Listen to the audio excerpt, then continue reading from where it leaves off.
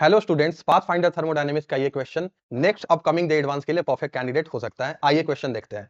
अपने को क्वेश्चन आप पहले पढ़ लो। अपने को एक कंपार्टमेंट दिया है, उसमें 3 आइडेंटिकल हीटर्स प्लेस है। कंपार्टमेंट का ये वाला वॉल पूरा हीट इंसुलेटिंग है, इससे कोई भी हीट का ट्रांसफर नहीं होगा। लेकिन क्वेश्चन में दिया है कि यहाँ पे एक थिन मेम्ब्रेन है, उससे हीट का ट्रांसफर हो रहा है कंपार्टमेंट से सराउंडिंग की ओर। अब आप देखोगे क्वेश्चन में आपको बोला है कि अगर तीनों हीटर्स में ऑन रखता हूं तो कंपार्टमेंट का स्टेडी स्टेट टेंपरेचर कितना है, 25 डिग्री सेल्सियस है। नेक्स्ट केस में अपने को बोला है कि अगर जो मेम्ब्रेन यहां पे है जिससे हीट ट्रांसफर हो रहा है, यही दो सिमिलर मेम्ब्रेन और मैं प्लेस कर दूं तो ये जो तीनों कंपार्टमेंट्स बन रहे हैं आपके ए, बी एंड सी, इन तीनों का स्टेडी स्टेट टेंपरेचर कितना होगा। आइए सॉल्यूशन पे चलते हैं। ये कंपार्टमेंट है, तीनों हीटर आइडेंटिकल हैं। मैंने एक हीटर का पावर कितना अज्यूम कर लिया, P what, means P joule पर सेकंड एक हीटर पावर एमिट कर रहा है। अगर इस कंपार्टमेंट का टेंपरेचर कांस्टेंट होना है तो जितना पर सेकंड पावर एमिट होगा उतना ही मेम्ब्रेन से क्या हो जाएगा, आउट हो जाएगा। अच्छा, इस मेम्ब्रेन से जो हीट कंडक्शन होगा, आपको न्यूटन्स लॉ से पता है कि dq by dt is proportional to temperature difference across the membrane. तो यहां पे मैंने लिख दिया dq by dt is equals to some constant c multiplied by temperature difference across the membrane. c proportionality constant है, वो मेम्ब्रेन के material पे डिपेंड कर सकता है। तो 3p पावर पर सेकंड जनरेट हो रहा है, उतना ही पावर क्या हो जाएगा, आउट हो जाएगा। तो मैंने इक्वेशन लिखा कि इस मेम्ब्रेन से पर सेकंड पावर कितना आउट हो रहा है, 3p is equal to c into compartment के इनसाइड का टेंपरेचर आपको गिवन है 25 डिग्री सेल्सियस एंड आउटसाइड का कितना गिवन है 10। तो 3p is equal to c into 25 minus का 10। अब देखते हैं सेकंड केस को।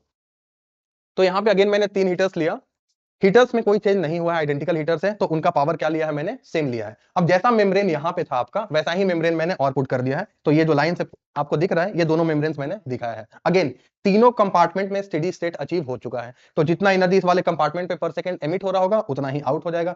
बी वाले कंपार्टमेंट में पर सेकंड जितना एनर्जी एमिट हो रहा होगा हीटर से, उतना एनर्जी आउट हो जाएगा। एंड सी वाले कंपार्टमेंट से भी जितना एनर्जी एमिट हो रहा होगा वो आउट हो जाएगा। तो सिमिलर वे में इस मेम्ब्रेन के अक्रॉस आप लिख दो इक्वेशन। पर सेकंड एनर्जी कितना क्रॉस कर रहा है, पी, तो P is equals to C into TA minus TB. इस मेम्ब्रेन का क्रॉस टेंपरेचर डिफरेंस कितना है, TA माइनस टीबी।